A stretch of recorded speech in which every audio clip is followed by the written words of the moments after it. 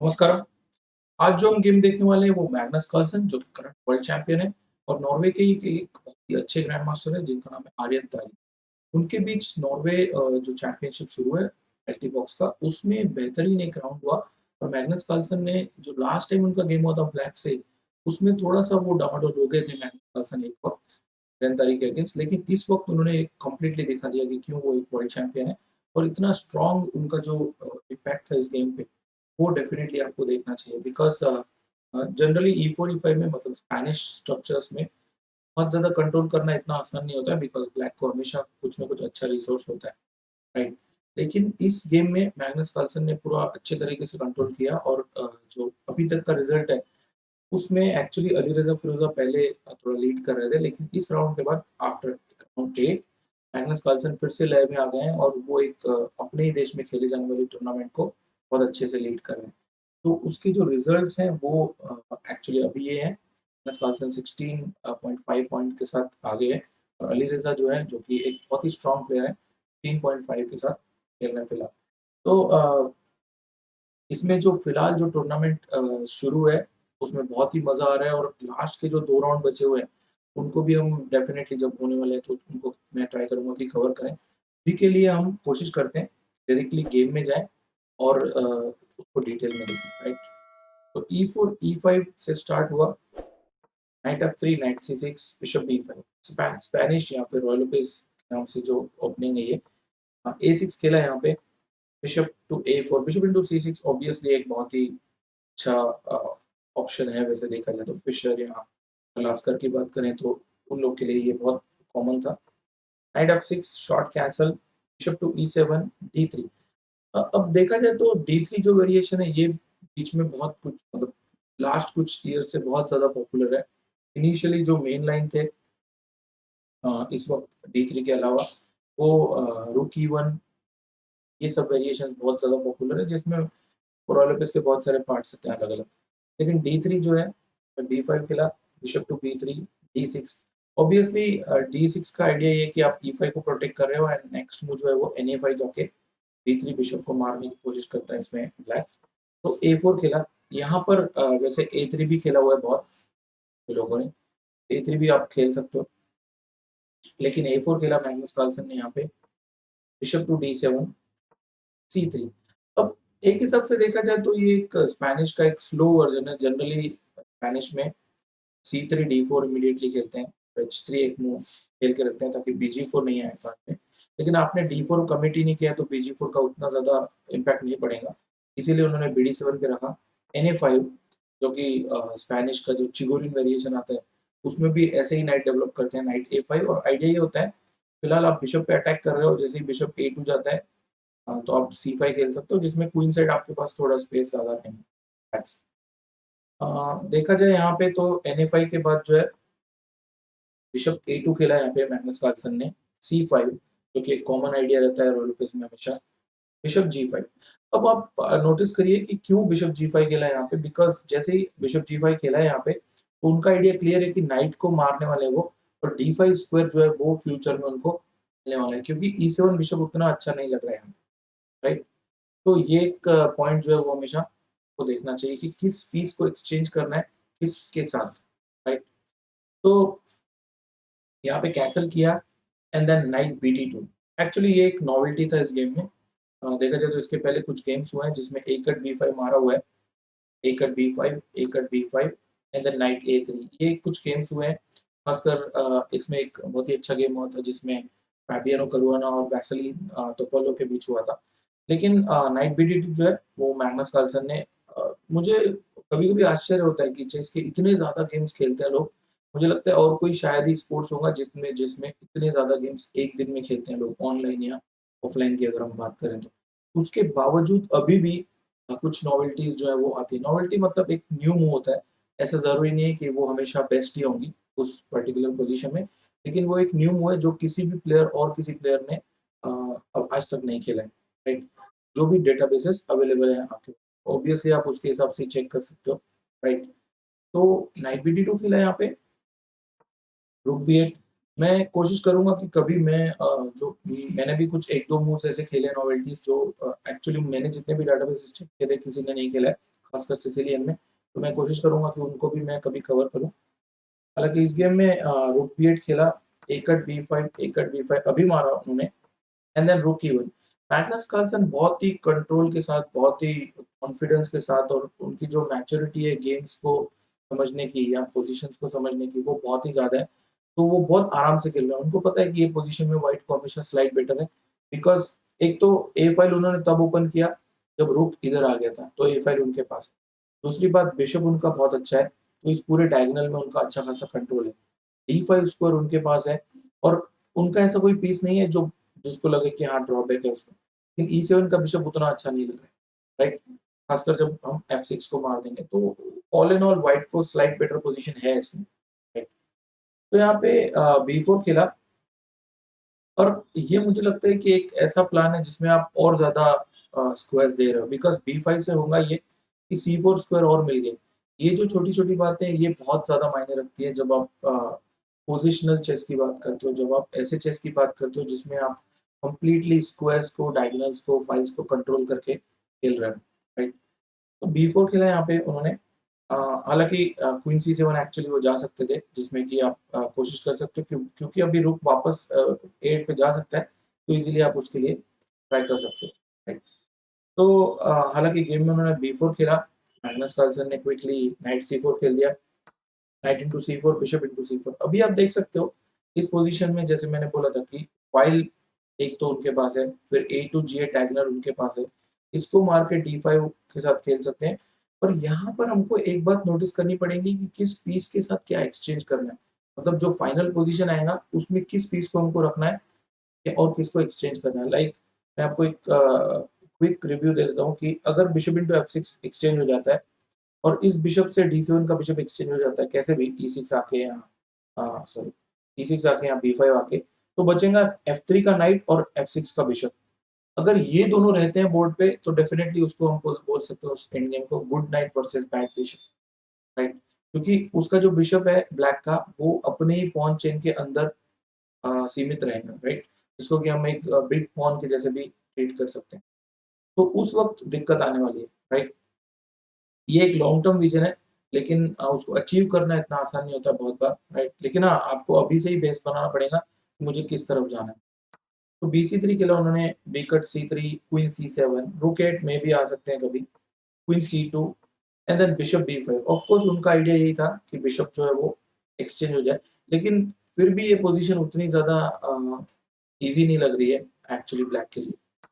Bishop into मारा उन्होंने, takes takes and अब उन्होंने मार दिया दोनों बिशप। अब आप देखिए कि दोनों उन्होंने बिशप एक्सचेंज कर दिया बिकॉज़ उनको पता है जनरली हम सोचते हैं कि दोनों बिशप गेम में रखेंगे तो अच्छी बात है। बट इस वक़्त जो उन्होंने एक्सचेंजेस किए, वो डेफिनिटली उनका आइडिया यही था कि good night versus bad bishop. ये एक मिडल गेम का एक इम्पोर्टेंट पार्ट है। बहुत बार आपको ये मतलब लोअर रेटेड प्लेयर्स को मैंने देखा है कि ज़्यादातर ये बातें इतना ईज़िली उनको समझ नहीं आती है। और ख़ासकर आप अगर आप नोटिस करेंगे कि ये जो दोनों स्क्वायर हैं, वो दोनों स्क्वायर लाइट स्क्वायर में है, तो बिशप इनको कभी भी अटैक नहीं कर सकता। मतलब अगर आप नाइट को D2 और फिर बाद में E3 आके D5 बिठा दोगे, तो ये बहुत ही सही पोस्ट है उसके लिए और कोई उसको हटा नहीं सकता। तो 92 के लिए ये बहुत कॉमन था। यहाँ पर एक बात नोटिस करनी चाहिए कि ऐसे मूव्स खेलते हुए कभी भी रुक C1 या क्वीन C1 नहीं होना चाहिए, अदरवाइज़ BG5 आके ये एक्सचेंज हो सकता है। ऐसा बहुत बार होता है, मैंने बहुत नोटिस किया है। क्वीन C6 खेला उन्होंने, क्वीन A4 ये भी एक बहुत अच्छा मूव खेला उन्होंने, पिन कर दिया इसको थोड़ी देर के लिए, क्योंकि उससे ये होगा कि अगर क्वीन भी एक्सचेंज हो जाता है तो वो अच्छा ही रहेगा व्हाइट के लिए हमेशा, क्योंकि एंड गेम का कोई भी वर्ज़न उनके लिए बेस्ट आने वाला है, राइट? तो रुक FB8 खेला उन्होंने, नाइट टू C4, रुक B2 को भी रोक रहे हैं वो, खासकर इसमें रुक B2 नहीं आना चाहिए और नाइट E3, नाइट D5 उनका एक लॉन्ग टर्म आइडिया है ही और साथ ही साथ अभी D6 पे भी अटैक है। तो ये बहुत ही प्यारी पोज़ीशन है, बहुत ही सही पोज़ीशन है एक्चुअली व्हाइट के लिए। बिशप टू E7 खेला, D6 को प्रोटेक्ट किया, G3। अब उनको पता है ऐसे मूव्स जब प्लेयर देता है ना G3, H3 और उनका जो पोजीशन है उसमें अच्छा खासा कंट्रोल है, तो एक बात समझ में आ जाती है कि व्हाइट को बहुत कॉन्फिडेंस है अपने ऊपर अभी कि इस पोजीशन में कोई बैक रैंक का कोई ट्रिक नहीं है, कोई और प्रॉब्लम नहीं है। इसीलिए एक मूव G3 खेल देना चाहिए। और एक बात नोटिस करनी चाहिए, क्योंकि ओपोनेंट के पास डार्क कलर बिशप है, तो H3 खेलने से अच्छा है कि आप G3 खेलें, क्योंकि उसमें लाइट स्क्वायर वैकेट हो रहा है। मतलब बिशप कभी भी इन फ्यूचर प्रॉब्लम नहीं क्रिएट करेंगे। जैसे ही अगर देखो आप इस कंडीशन में अगर बिशप E6 पे होता और उनके पास लाइट कलर बिशप होता तब G3 खेलना बहुत मुश्किल है। ये टेक्निकल बातें आपको ज़रूर सोचनी चाहिए, राइट? अदरवाइज़ टाइम प्रेशर में ऐसा होता है कि बाद में बिशप H3 आके और इधर मेटिंग नेट लग गई। उस वक़्त आपको H3 खेलना चाहिए, राइट? मतलब ये एक जनरल कॉन्सेप्ट है, ऐसा नहीं कि वो हर वक़्त काम ही करता है, लेकिन आपको ये बात देखनी चाहिए हमेशा। क्वीन C8 खेला, क्वीन D1 ये बहुत ही सही तरीका था बिकॉज़ नाइट को जल्दी ऐसे घाई नहीं करनी चाहिए मैन्यूवर करने के आगे बिकॉज़ उसमें क्वीन जो है वो G4 H3 आ सकता था, रुक B2 आ सकता था। तो पहले ज़रूरत थी कि ये काउंटर स्टॉप करें जो भी किंग साइड में आ रहा है। एक बार किंग G2, क्वीन F3 जैसे मूव्स आ गए, H3 जैसे मूव्स आ गए, फिर आप उसको मैन्यूवर कर सकते हो बिकॉज़ क्योंकि अभी क्वीन इधर शिफ्ट नहीं हो सकता इज़िली। तो G6 खेला, किंग G2, H3 को कवर किया, बिशप F8 ब्लैक के पास ज़्यादा कुछ है नहीं तो वो वेट कर रहे हैं यहाँ पर। क्वीन F3 जैसे ही ये एक बहुत ही अच्छी बात है नोटिस करने के लिए कि जैसे ही उनका काम क्वीन A4 पे हो गया, इमीडिएटली उन्होंने क्वीन D1, क्वीन F3 खेल दिया, राइट? क्योंकि उनको पता है कि अभी जो प्रॉब्लम्स आने वाले हैं ब्लैक को वो इस एरिया में डेफिनिटली आने वाले हैं और 2 रुक जो है वो A फाइल को आराम से कंट्रोल कर सकते हैं। तो रुक B3 खेला यहाँ पे, रुक C1 इससे ज़्यादा अटैक नहीं आ सकता है C3 पे इसीलिए कोई डरने वाली बात नहीं है। क्वीन E6 रुक A7 7th रो रुक का एक बहुत ही इम्पोर्टेंट पार्ट होता है हमेशा। 4 स्टेप में आप रुक की जो वैल्यू है वो उसको इंक्रीज़ कर सकते हो। पहला तो ओपन या सेमी ओपन फाइल में आप उसको रखो। दूसरा आप 2 रुक रखो एक ही फाइल में। तीसरा जो होता है वो होता है थर्ड रैंक कंट्रोल करो आप इसमें और फोर्थ होता है कि आप 2 रुक अगर आप 7th रो में मैनेज कर पाओ तो ये 4 स्टेप में आप उसका जो वैल्यू है वो धीरे-धीरे इंक्रीज़ कर सकते हो, राइट? तो यहाँ पर जो है रुक B7 खेला ब्लैक ने, रुक इंटू रुक, रुक इंटू रुक। अब जितने ज़्यादा पीसेज़ यहाँ एक्सचेंज हो गए, खासकर अगर 2 में से 1 दो एक-एक रुक एक्सचेंज हो जा रहा है, तो फिर ब्लैक कहीं से भी काउंटर नहीं क्रिएट कर सकता और व्हाइट के पास हमेशा से रुक A1, रुक A8 जैसे मूव्स हैं यहाँ पर, राइट? इवन H3 या H4, G4 ऐसे सब मूव्स भी वो आराम से खेल सकता है बिकॉज़ उनक उसका किंग एकदम सेफ है, राइट? सो यहाँ पर रुक A1 खेला, H5 अब यहाँ पर मैंने देखा कि बहुत सारे लोगों को नेचुरल मूव आती है व्हिच इज़ H4 यहाँ पर ये अच्छी बात नहीं है क्योंकि ओपोनेंट के पास जिस कलर का बिशप है, उसी में रख के कोई पॉइंट नहीं है और आप बाद में G4 भी नहीं खेल सकते। तो रुक 8 के बाद यहाँ पे जैसे H5 खेला यहाँ पे रुक 8 खेला उन्होंने, किंग G7 और अब व्हाइट ने जो है देखा कि अब किसी भी प्रकार से क्वीन साइड में काउंटर नहीं आ सकता है, व्हाइट का रुक 8 ऑलरेडी आ चुका है, तो तब उन्होंने नाइट E3 खेला बिकॉज़ अब नाइट D5 के लिए जा रहे हैं, राइट? तो रुक C7 खेला यहाँ पे, नाइट D5, रुक C8 कोशिश वो कर रहे हैं कि जितना हो सके ये जो रुक है, वो लास्ट रो में नहीं रहे, एटलीस्ट बिशप पे अटैक नहीं रहना इसमें। तो एक्सचेंज तो आपको नहीं करना चाहिए, जब आपकी पोज़ीशन बहुत अच्छी होती है, तो आपके अच्छे पीसेस को एक्सचेंज करने का कोई पॉइंट नहीं है। तो रुक A7 खेला, रुक B8 और फाइनली मुझे लगता है ब्लैक जो है, इससे ज़्यादा कुछ इम्प्रूव नहीं कर सकता है अपनी पोज़ीशन और उसको वेट करने के अलावा कोई चांस नहीं है। लेकिन ये फिर भी इतनी आसान पोज़ीशन नहीं है व्हाइट के लिए बिकॉज़ यहाँ से भी कुछ प्लान क्रिएट करना वाज़ नॉट ईज़ी, राइट? सो यहाँ पर जो है जैसे ही उन्होंने रुक B8 खेला, मुझे लगता है यहाँ से रुक के आपको चेक करना चाहिए कि एग्ज़ैक्टली क्या हो रहा है बिकॉज़ बहुत बार होता ये है कि आपको पता होता है कि आपकी पोज़ीशन अच्छी है, लेकिन कोई क्लियर प्लान नहीं होता हमारा। ये बहुत कॉमन सा प्रॉब्लम है सभी प्लेयर्स के लिए, राइट? तो अ, मैग्नस कार्लसन ने यहाँ पे देखा कि क्यों ना किंग साइड और ज़्यादा प्रॉब्लम्स क्रिएट करें, तो उन्होंने H3 खेला। एक बहुत ही सिंपल और बहुत ही इफ़ेक्टिव मूव थी मेरे हिसाब से। रुक D8, G4 टेक्स यहाँ पे क्वीन एक्सचेंज करने का कोई पॉइंट नहीं है बिकॉज़ मेरा क्वीन जो है वो अच्छा खासा लग रहा है और यहाँ पे क्वीन टेक्स मारेंगे तो ज़रूरी नहीं कि वो क्वीन इंटू मारने ही वाले हैं। इसलिए H into G3, H into G4 सही था। रुक D7 फिर से वो कोशिश कर रहा है एक्सचेंज करने की। रुक 8 खेला फिर से अवॉइड किया। आपको हमेशा एक बात ध्यान रखनी चाहिए when to exchange, when not to exchange, right? तो यहाँ पर F6 खेला ब्लैक ने और अब उनका कोशिश है कि 7th रो ही गार्ड करके रखा जाए हमेशा, 6th 8th रो लास्ट रो की ज़रूरत नहीं है, राइट?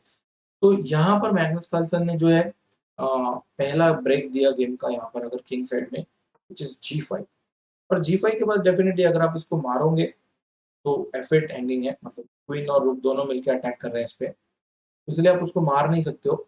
उन्होंने F5 खेला और F5 को जो है G5 ने और ज़्यादा चांसेस क्रिएट कर लिए बिकॉज़ F6 और H6 भी कंट्रोल में है, राइट? तो यहाँ पर क्वीन H3 खेला, इसको पिन किया पहले तो और साथ ही साथ क्वीन H6 चेक भी आ रहा है, राइट? रूक F7 खेला एंड रूक F7 के बाद यहाँ पर एक्चुअली आपको थोड़ा-सा रुक के चेक करना चाहिए कि कैसे व्हाइट जो है इस गेम को जल्दी फिनिश कर सकता है, राइट? मेरे हिसाब से 2-3 तरीके हैं। मैग्नस कार्लसन ने जो खेला था गेम में वो भी थोड़ा इंटरेस्टिंग था वो डेफिनिटली, लेकिन उन्होंने पोस्ट गेम एनालिसिस में बोला था कि उसके अलावा भी कुछ अच्छे मूव्स थे जो बहुत आसान थे, राइट? तो मुझे लगता है आप थोड़ा रुक के चेक कर सकते हो कि एग्ज़ैक्टली क्या हो रहा है गेम में, फिर हम उसको देखने वाले हैं। तो यहाँ पर जो है उन्होंने बहुत ही बढ़िया मूव खेला रुक E8। एक्चुअली ये बहुत अच्छा मूव था, लेकिन उसके अलावा जो है क्वीन H4 भी एक अच्छा खासा मूव था जिसमें क्वीन H4 में भी उनका पोज़ीशन जो है वो बढ़िया लग रहा है और ये भी एक इफ़ेक्टिव तरीका है। लेकिन रुक E8 बहुत ही डायरेक्ट लग रहा है, तो ये रुक E8 में जो है उन्होंने अच्छा खासा कॉम्बिनेशन देख लिया क्योंकि क्वीन इंटू E8 के बाद एक्चुअली हो ये रहा है कि आप चेक दे सकते हो king to G8 and then queen into G7 और नाइट F6 का मेजर थ्रेट है अभी। क्वीन इंटू G6 के बाद एक्चुअली नाइट जो है ये आ रहा है उसमें इन दोनों पे प्रॉब्लम है और BG7 के बाद अगर आप रुक इंटू तो नहीं मार सकते हो आप अगर आप देखिए जहाँ पे जैसे ही उन्होंने यहाँ पे किंग H8 खेला, नाइट F6 आ गया और आप इसको रुक इंटू नहीं मार सकते, राइट? क्योंकि यहाँ पे क्वीन कट E8 आ रहा है और ये पोज़ीशन मुझे नहीं लगता कि कहीं से भी कुछ बचने वाला है क्योंकि F8 भी मर रहा है। तो एक्चुअली नाइट F6 को ही आर्यन तारी ने रिज़ाइन कर दिया था और इस पूरे टूर्नामेंट में मुझे लगता है रेटिंग वाइज़ भी और लेंथ वाइज़ भी आर्यन तारी जो है वो सबसे लोएस्ट रेटेड है और फिलहाल उनका इतना अच्छा स्कोर भी नहीं है। लेकिन मुझे लगता है ये उनकी लाइफ़ का एक बहुत ही लाइफ़ चेंजिंग मोमेंट हो सकता है क्योंकि इतने बड़े-बड़े प्लेयर्स अगर उस टूर्नामेंट में खेल रहे हैं वर्ल्ड नंबर 1, वर्ल्ड नंबर 2 तो उस वक़्त और अली रज़ा फ़िरोज़ा जैसे एकदम स्ट्रॉन्ग यंग प्लेयर खेल रहे हैं तो डेफ़िनेटली उनको बहुत एक्सपीरियंस मिलेगा और भले ही इस टूर्नामेंट में वो अच्छा स्कोर नहीं कर रहे हैं, बट मुझे उनका फ्यूचर बिल्कुल ब्राइट लग रहा है, राइट? तो ऑल इन ऑल मैं बोलूँगा कि ये बहुत ही बढ़िया गेम रहा था मैग्नस कार्लसन के लिए और जिस हिसाब से उन्होंने बगैर कुछ ज़्यादा रिस्क लेते हुए 2600 प्लस वाले प्लेयर को आउटप्ले कर दिया, ये उनका डेफ़िनेटली स्ट्रेंथ जो है वो शो करता है और रिज़ल्ट को हम फिर से एक बार देखते हैं। कि फिलहाल जो रिज़ल्ट है वो मैग्नस कार्लसन लीड कर रहे हैं। लेकिन अभी भी 2 राउंड बचे हुए हैं और इस टूर्नामेंट में एक्चुअली रिज़ल्ट का जो पॉइंट का जो सिस्टम है वो थोड़ा-सा अलग है। विन पे आपको डायरेक्टली क्लासिकल विन पे 3 पॉइंट मिलते हैं और जो बाकी जो है अगर ड्रॉ हो जाता है क्लासिकल तो आर्मागेडन में आपको 1.5 पॉइंट मिलता है अगर आप आर्मागेडन में जीतते हो और अगर आप पहला गेम जो क्लासिकल ड्रॉ कर लेते हो तो 1 पॉइंट तो आपका पक्का हो ही जाता है। तो सब कुछ जो है डिपेंडेंट है कि अभी लास्ट के 2 राउंड में क्लासिकल में विन कौन निकालता है, राइट? तो उम्मीद है मैग्नस कार्लसन या अली रज़ा फिरोज़ा में से ही कोई जीतेगा और किसी के शायद इतने ज़्यादा चांसेस नहीं है। तो हम लोग बहुत जल्दी मिलेंगे और मैं कोशिश करूँगा कि अच्छे खासे जो जो भी गेम्स हो रहे हैं आजकल टूर्नामेंट्स में, उनको मैं एनालाइज़ करूँ और बहुत जल्दी मैं प्लेइंग सेशन भी स्टार्ट करने वाला हूँ, जिनमें मैं सब्सक्राइबर्स के साथ खेलने वाला हूँ, राइट? तो देखेंगे हम वो कैसे रहता है। मिलेंगे बहुत जल्दी, बाय।